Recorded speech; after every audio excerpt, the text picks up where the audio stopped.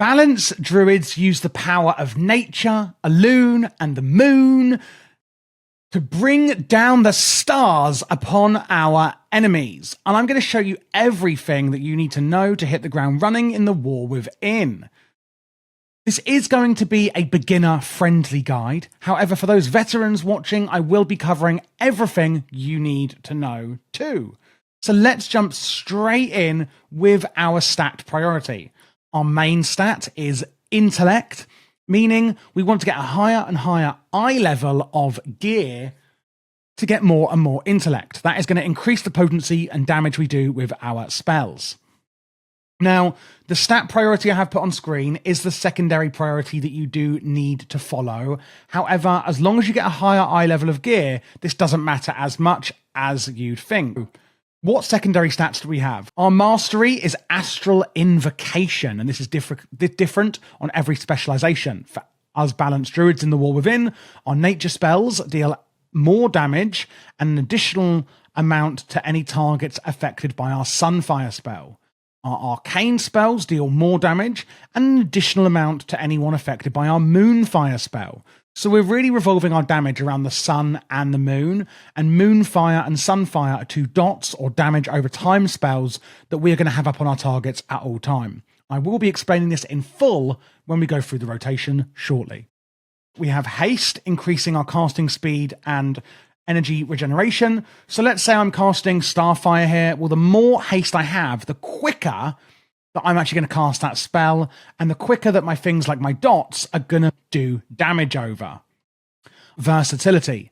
This increases the damage and healing done by X amount, more obviously for the more versatility you have, and also decreases damage taken. So it's a really rounded out stat there.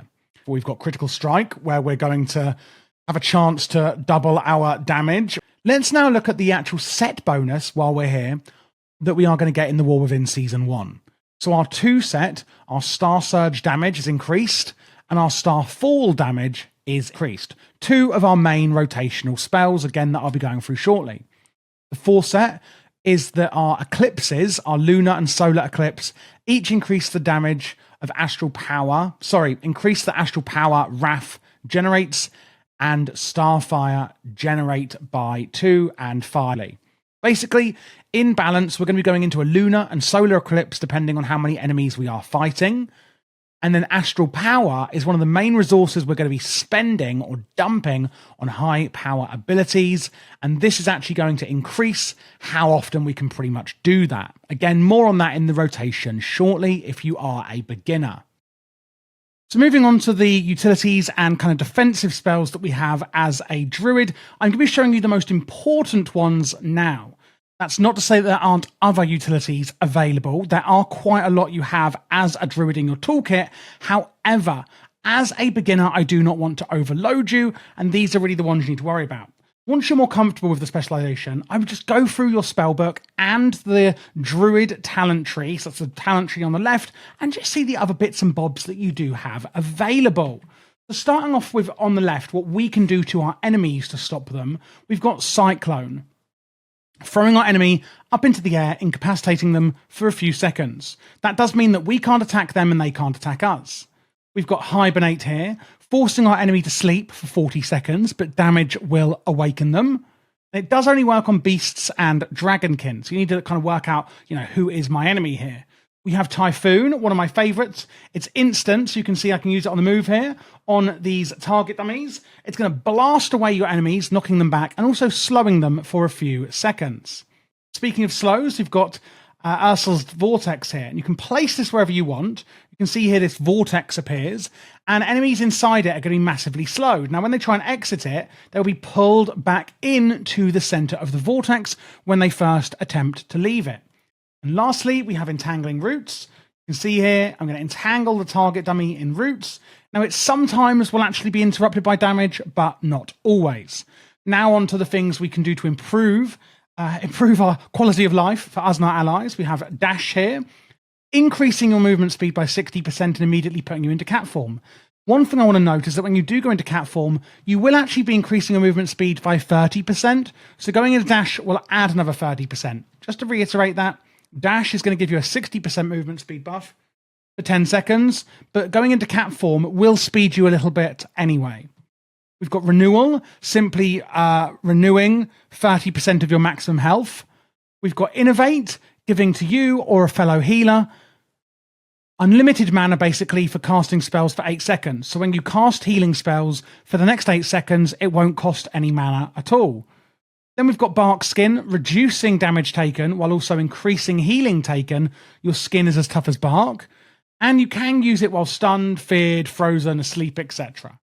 And lastly, we have Mark of the Wild, increasing the versatility by 3% for you and any party or raid members. You can also use it on people in the wild. I could probably even use it on this NPC here. Let's see. No, it doesn't work. But you can use it on people just out in the wild. You can target them and then use it on them, and it will increase their versatility. Remember, that is the stat that increases damage and healing done and also decreases damage taken. So again, it will actually affect you, your party and raid members, or people that you target out in the open world. And that is it. The last one, as I said, go through your spellbook. The last one I want to mention is Rebirth. Usually you can only resurrect allies out of combat, but Rebirth will let you actually resurrect them on a 10-minute cooldown when you are in combat. So if somebody dies on a boss fight, you can actually just resurrect them there and then.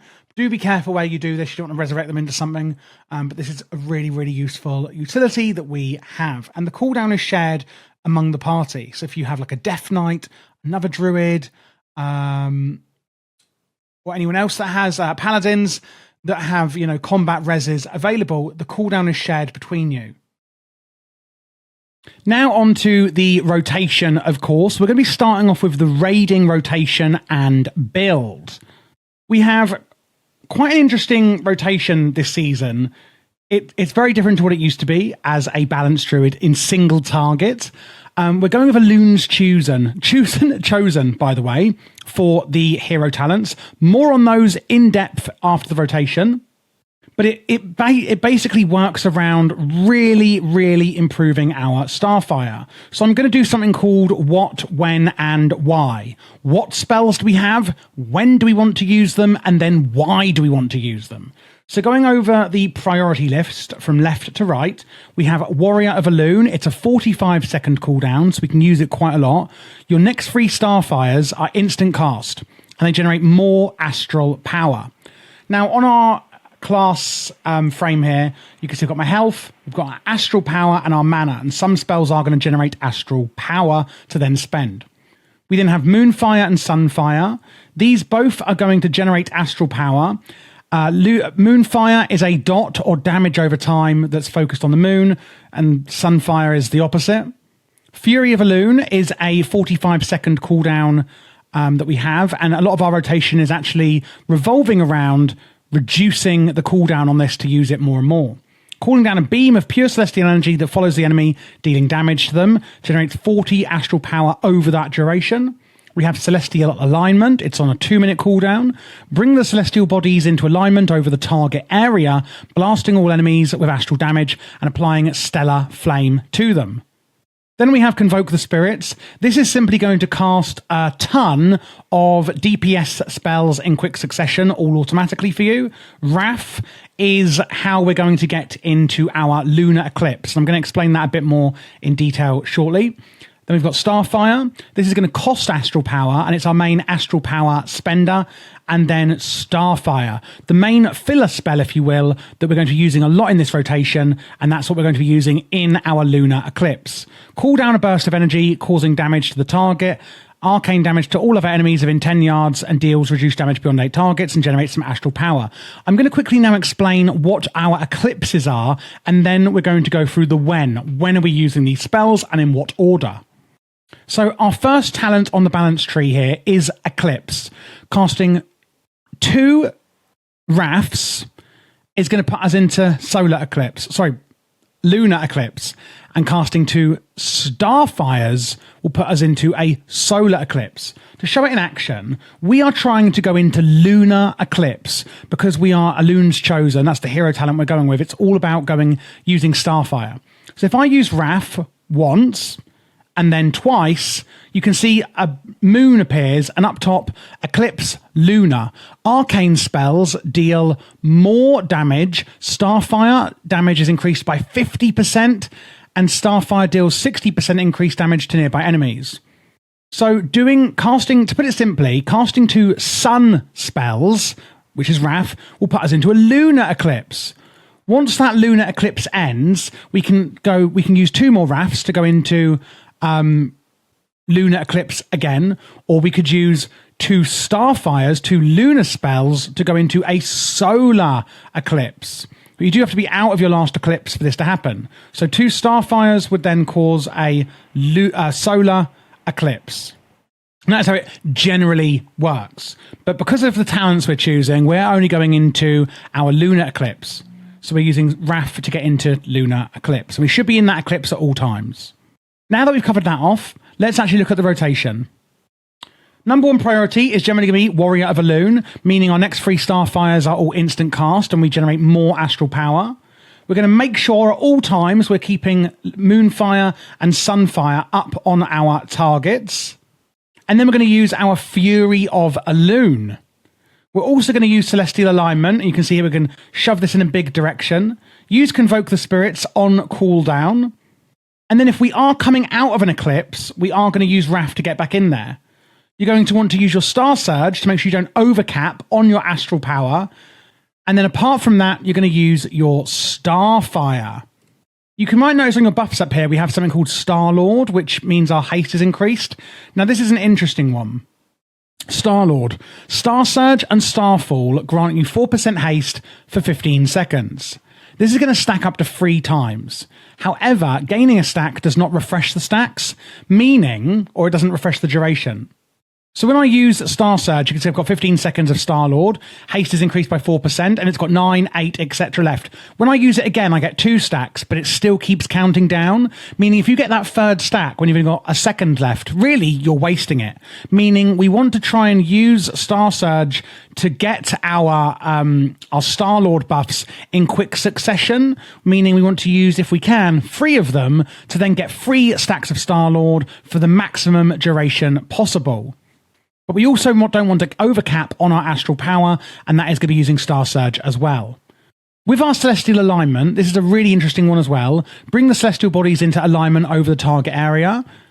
For 15 seconds, both eclipses are maintained, and you grant an increased amount of haste, meaning you will get your lunar eclipse from Celestial Alignment as well. So here we're going to put our Warrior of Elune on. We're going to dot up our enemies and make sure we use our Fury of Elune. Can't use anything else right now, so we're going to be using our 3 Star Surges here to get our 3 Star-Lord buffs, and then we can use Starfire really quickly, and we have now come out of Eclipse, and we want to go back into it. But now we can use our Convoke, etc.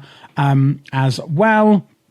You can see their Star-Lords come off, so you can use your Star Surge, but I've run out because I can only get enough astral power to use it twice, and that's why you want to try and make sure you're using up a lot of astral power so that you can use 3 all at once there. So keeping up the dots at all times, Starfire and Moonfire.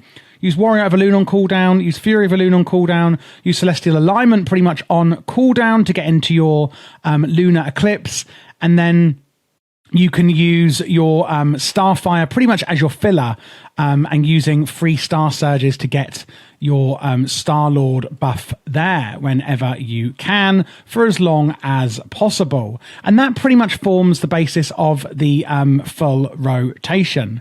And again, when you come out of Lunar Eclipse, use 2 Wraths to get back in, and then use Starfire. Obviously, I'm not doing the rotation fully here as I'm explaining it to you. You'd hopefully do it a bit better than I'm kind of showing it to you there. There's a few important talents I want to show you before we move on to the actual hero talent kind of deep dive on Elune's Chosen. And that's why we have our Fury of Elune that we've already spoken about. But one thing specifically I do want to just quickly say regarding the hero talents is Lunation. Your arcane abilities reduce the cooldown of Fury of Elune by 2 seconds, and the cooldown of New Moon, Half Moon, and Full Moon, which we're not using in this rotation as well. And that's where you're going to be reducing the cooldown of your Fury of Elune. We also have Nature's Grace here. This is quite important. When your eclipse ends, or when you enter combat, you enter a dream state, reducing the cast time of the next two Starfires or Wraths by 40% and increasing their damage. Meaning we can well, as you can see here, I've got 2 stacks of it, meaning our Wraths are going to be even quicker, so we can get back into our lunar eclipse when we come out of it very quickly. Another one here is Twin Moons. Moonfire deals 10% increased damage and hits another nearby enemy within 15 yards of the target. So this point is the why we are doing the rotation that we're doing. We have Orbital Strike here, which you may have seen in that rotation. Celestial Alignment blasts all enemies in a targeted area and does astral damage and applies Stellar Flame to them, reducing the cooldown of Celestial Alignment by 60 seconds, which is this cooldown here, remember. And then lastly, there's Balance of All Things. Entering Eclipse increases your critical strike chance with arcane spells by 20%, and that's going to slowly decay as you go on. It's not affecting the actual active rotation. It's already worked into it, but just good to know on that one as well. Looking now at the Mythic Plus build, I do again like to go for Elun's Chosen. The reason I don't like going for Keeper of the Grove is because it plays around Grove Guardians, etc. In Raid, it is actually technically slightly ever so better, depending on the environment you're in, but I just really like how Elun's Chosen works, and they are so similar for balance. Anyway, the main change we're getting here in Mythic Plus is Starfall. In a big multi-target situation, we can actually use Starfall as an astral power spender. And you can see here, I've just used it, calls down waves of falling stars, as you can see here, upon enemies within 45 yards, dealing massive astral damage over 8 seconds. Multiple uses of this ability may overlap, and it extends the duration of active Moonfires and Sunfires by 3 seconds. This is a fantastic ability to use when there's a lot of different enemies there. Elun's Chosen works so well with Cleave, where Starfall will also do damage to other nearby targets as well, which is why it is so fantastic in Mythic Plus especially. In the Mythic Plus build, we do change over to Moon Dust, where enemies affected by Moonfire are slowed. This can be really helpful. And we've also gone over to Umbral Inspiration. Consuming Umbral Embrace increases the damage of your Moonfire, Sunfire, Stellar Flare, Shooting Stars, and Starfall, which is this talent. Wrath and Starfire have a 20% chance to cause your next Wrath or Starfire to cast during an eclipse to become astral and deal additional damage. The only other talent change is Soul of the Forest. Solar Eclipse increases Wrath's astral power generation, and Lunar Eclipse, the one we're going to be using, is actually going to increase Starfire's damage and astral power generation for each target hit beyond the first. The reason we go for this here in Mythic Plus is because, of course, we are normally up against more targets. In this build, we are going to be going with the Elun's Chosen hero talents, and this is available to both Balance and Guardian Druids. So if you are thinking of changing spec and still using it, you can. Starting off, we have Boundless Moonlight at the top. Fury of Elun now ends with a flash of energy blasting nearby enemies for astral damage. We also have Full Moon. New Moon and Half Moon cool down a Minor Moon, and Full Moon cools down 2 Minor Moons, dealing damage and generating astral power. Then we have on the left Moon Guardian, where our Moonfire and Starfire generate more astral power. Lunar Amplification, each non-arcane damaging ability you use, increases the damage of your next arcane damaging ability, and this can stack up to 3 times, so cycling arcane and non-arcane. Then we have a choice here for Stellar Command or Lunar Cooling. Starfire deals 65% increased damage to its primary target, but no longer triggers Eclipse. And Stellar Command, increasing the damage of Fury of Elun and the damage of Full Moon by 25%. In the middle, we've got a straight up increase to Moonfire damage. We've got enemies damaged by Full Moon or Fury of Elun take more damage from you. And then we have Astral Insight or Light of Elun. Light of Elun, Moonfire damage has a chance to cool down a Fury of Elun to follow your target. And Fury of Elun, it just explains what it does, generates astral power over its duration. Then Astral Insight Incarnation Chosen of Elune increases arcane damage from spells and abilities while active, increases the duration and number of spells cast by Convoke the Spirits by 25%. I love Convoke the Spirits, so I do love this talent. And then on the right, we have Bear Form and Moonkin, reduce arcane damage taken, and all other magic damage taken as well. Another choice, Moondust, enemies affected by Moonfire are slowed, pretty niche on that one. And Elune's Grace, using Wild Charge while in Bear Form or Moonkin, incurs a 3-second shorter cooldown. Unless you need to actually slow your enemies, I would just go for Elune's Grace on that one.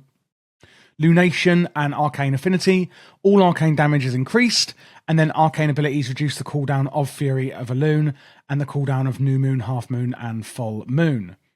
Lastly, we have the Eternal Moon, further increases the power of Matterless Moonlight, where your Fury of Elune now generates astral power and its damage is increased by 50%, and Full Moon, which is where New Moon and Half Moon now also cool down another minor moon.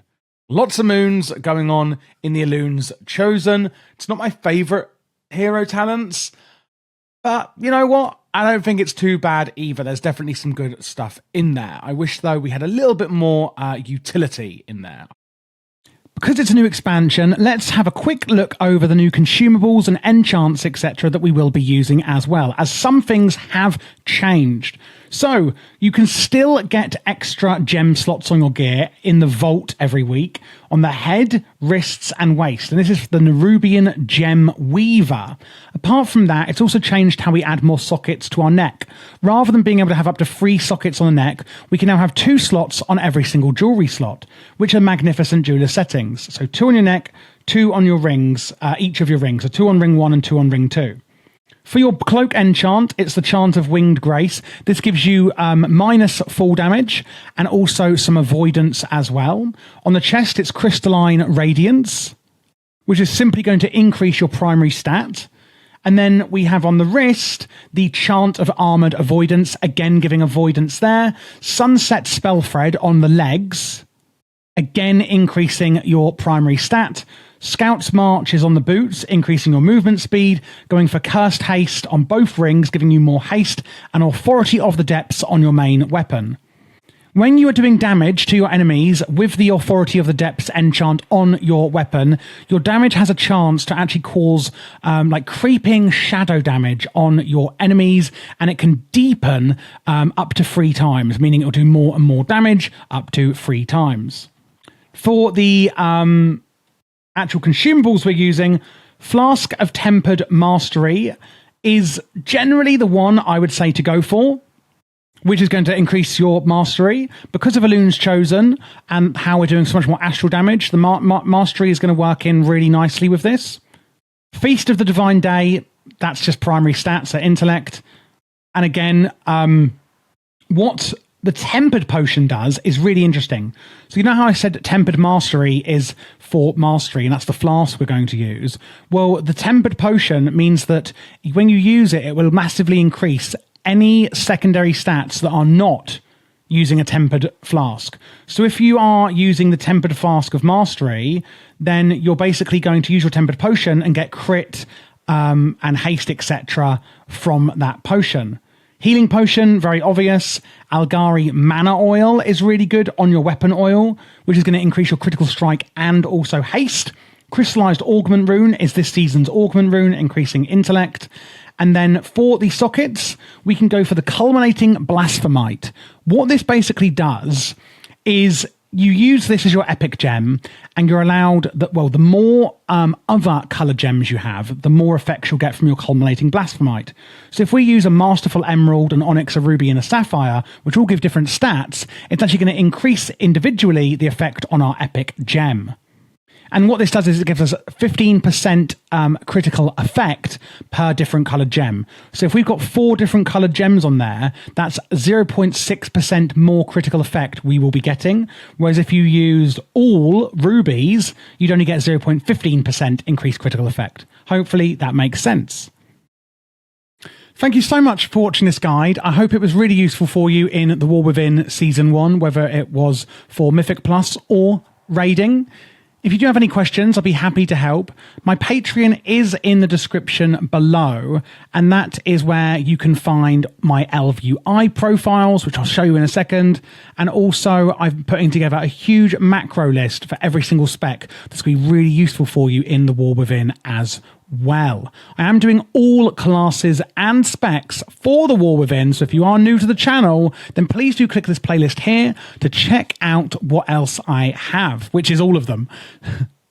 There will also be PvP guides on this channel as well for War Within Season 1, so make sure to look out for that. This here is the UI that I was referring to. As you can see, we've got target frames, etc., left and right, and raid frames go in the middle here, and then weak auras in the middle with an action bar down here. Chat is behind where my camera is. Minimap and details, etc., are here on the right. All of the Plater profiles, the Voodoo, the LVUI, etc., details profile has all been made by me. And again, you can get this on my Patreon should you like it.